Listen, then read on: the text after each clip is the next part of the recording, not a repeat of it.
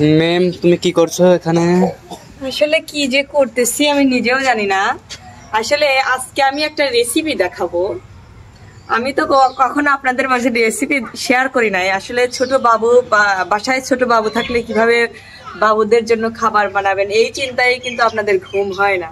তো আমি সেই চিন্তাটা নিরসন করে দিব যে কিভাবে বাবুদের জন্য আপনারা খাবার বানালে পারফেক্টলি বাবুটা পেট ভরে খাবে, সেই রেসিপিটাই আপনাদের সাথে শেয়ার করবো। ঠিক আছে, আমার সাথে থাকুন ভিডিও যে আমি কিভাবে রান্না করি। তো এটা কিন্তু তেল নিয়ে নিয়েছি, তেল বেশি দেওয়া যাবে না, অল্প একটু। নিরামিষ বুঝছেন? এটা নিরামিষ হবে না? না না না, এটা খিচুড়ি হবে। তো আমি রসুন কুচি নিছি, পেঁয়াজ কুচি নিছি, এখানে কিন্তু কোনো প্রকারের আমি মরিচ দিব না। এই মশলার ঝালে তরকারিটা খাবে, ঠিক আছে?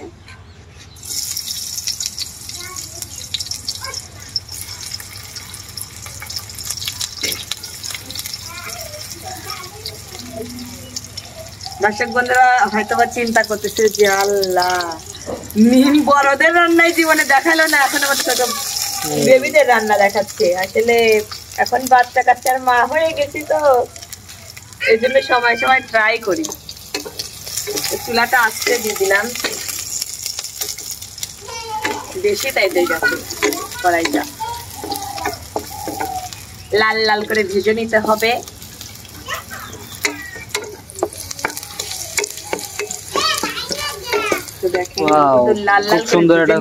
গন্ধ বের হয়েছে। তো এখানে আছে এই যে দেখতে পাচ্ছেন 1 চিমটি করে কিন্তু সবকিছু। এটা হচ্ছে আপনার আদা বাটা, এটা হচ্ছে রসুন বাটা, আর কিছু ইউজ করব না, দিব কিন্তু পরে। আগে এটাকে ভেজে নেব ভালো করে।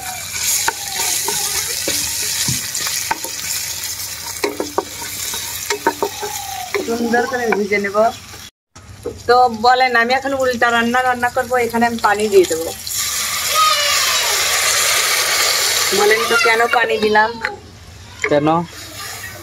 এইটাই তো রান্না। হাই রাল্লা, এইটাই আপনি বোঝেন না। এখন আমি এই যে এখানে নিয়ে নিছি নুন, তারপরে আপনার গোলমরিচ গুঁড়া, অনেক কিছু নিয়ে নিছি। এটা দিয়ে দেবো যাতে মশলাটা পুড়ে না যায়। ছোট বেবিদের রান্না তো। লবণও কিন্তু দিয়ে দিছি, ধুয়ে দিব।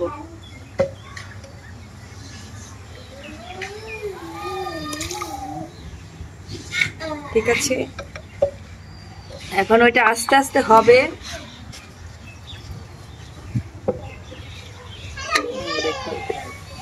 আমি কিন্তু সবকিছুই অল্প অল্প করে দিছি, শুধু মরিচের গুঁড়া বাদে।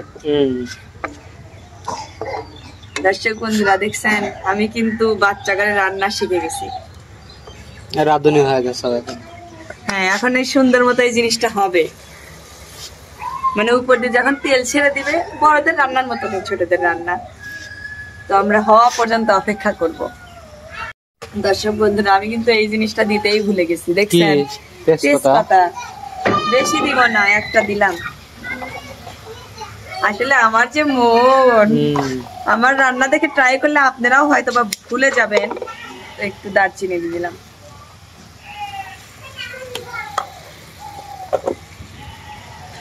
সুন্দর মতো নেড়ে নেব। দেখেন মশলাটা কত সুন্দর ঘন হয়ে গেছে কিন্তু। দেখেন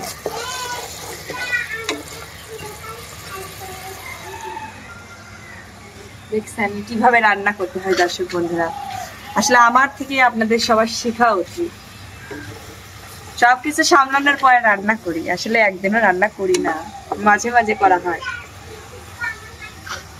দেখছেন মশলাটা কিন্তু অনেক সুন্দর হয়ে গেছে, ঘন হয়ে গেছে আর অনেক সুগন্ধ বের হচ্ছে। তো এখন আমি যে জিনিসটা দেবো, দর্শক বন্ধুরা আপনি এই জিনিসটা অ্যাভয়েড করবেন, কারণ আমি বড় ঢিস নিয়ে ফেলছি। এখানে দেখেন আলু কুচি করে নিয়েছি, আর এই যে ডাউল আছে, এই জিনিসটা দিয়ে দেব।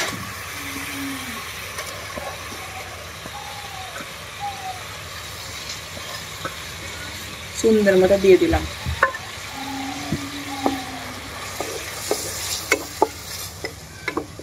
দেখছেন সুন্দর। আগে এটা কষায় নেব, কারণ এই যে আলু দিছি, ডাউল আছে তো এই কাঁচা যে ভাবটা যাতে চলে যায়। দেখছেন দর্শক বন্ধুরা, আমার কিন্তু দেখেন কষানো শেষ, আর ডাউলটা সিদ্ধ হবে চাউলের সাথে। তো এখন আমি চাউলটা দিয়ে দেব। চাউল, এই যে পোলাও চাউল আমি অনেক সুন্দরভাবে ধুয়ে নিছি। এই যে এখন আমি দিয়ে দেব।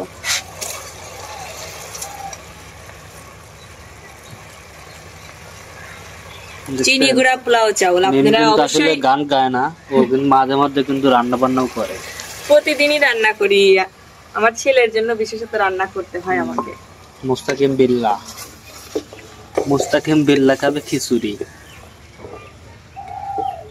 মায়ের হাতের আমি রান্না করতে পারি না, কিন্তু তারপরেও চেষ্টা করতেছি। অনেক সুন্দর হচ্ছে। আসলে ছোট পোলাপানের খিচুড়িতে মুগ ডাল দিতে হয়, আমি আজকে মুগ ডাল দিব না, আজকে আমি মসুর ডালটা ইউজ করলাম। দেখেন সুন্দর করে আমি ভেজে নেব।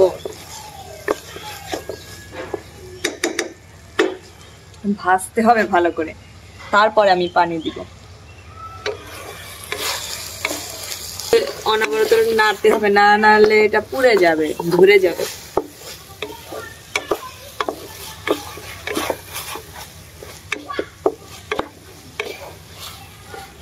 আর বিশেষত আমার পোলাও চাউলের সবকিছু খাইতেই ভালো লাগে, আর আমার ছেলেও পছন্দ করে এই চাউলটা।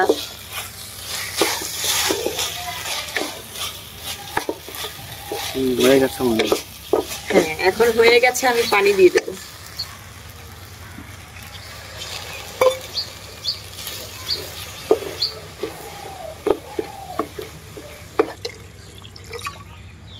তো আমার স্টাইলটা হয়তো বা ভিন্ন আপনাদের কাছে লাগতে পারে, আপনারা কমেন্টও করবেন যে হয়তো এটা দাও নাই সেটা দাও নাই, কিন্তু সবকিছুই দিয়েছি, কিন্তু পরিমাণটা অল্প। ওকে, এখন ঢেকে দাও। ঢেকে তো অবশ্যই দিব, আর একটু পানি দিয়ে দিলাম। এখানে তোলেন। আসলে আকাশ ভাই, আপনাকে আর কি কব, আপনি যে কোনে থাকেন ভিডিও করার সময়। রান্না হয়ে গেছে, দেখেন তো সেই সুন্দর হয়েছে, মনে হচ্ছে আমি খাই। আসলে এটা আপনার জন্য না, এটা বিশেষত আমার ছেলের জন্য। ছেলেকে খাওয়ায় না, আমারও একদিন খাওয়ায়। ঠিক আছে। আর দর্শক বন্ধুরা, অনেক সুন্দর হয়েছে খিচুড়িটা। আসলে আপনাদেরকে কি খেয়ে দেখাবো নাকি? আমি তো এখন খাবো না, তারপর টেস্ট করে দেখেন। নিজের টাকা বাড়ি কব ভালো, লবণ কম হয়েছে, দিতে হবে। অনেক ভালো লবণ কম হয়েছে। তো সুপ্রিয় দর্শক, যারা এভাবে আপনারা রান্না করতে চাচ্ছেন, অবশ্যই আমার ভিডিওটা প্রথম থেকে শেষ পর্যন্ত দেখলে বুঝবেন যে আমি কিভাবে রান্নাটা করছি। আর দেখুন, বাচ্চারা বিশেষত আপনার শক্ত জিনিস খাইতে পারে না, এরকম নরম নরম করে রান্না করে দিবেন, অবশ্যই বাচ্চা মানে পেট পুড়ে খাবে।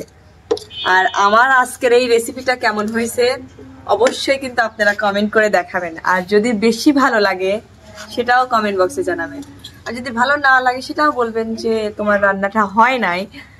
আমি কিন্তু আপনাদের কমেন্টের অপেক্ষায় থাকবো। তো আজকের ভিডিওটি যদি ভালো লাগে অবশ্যই লাইক, কমেন্ট, শেয়ার এবং সাবস্ক্রাইব করে মিম নাইমা এন্টারটেইনমেন্ট এই চ্যানেলটির পাশেই থাকবেন।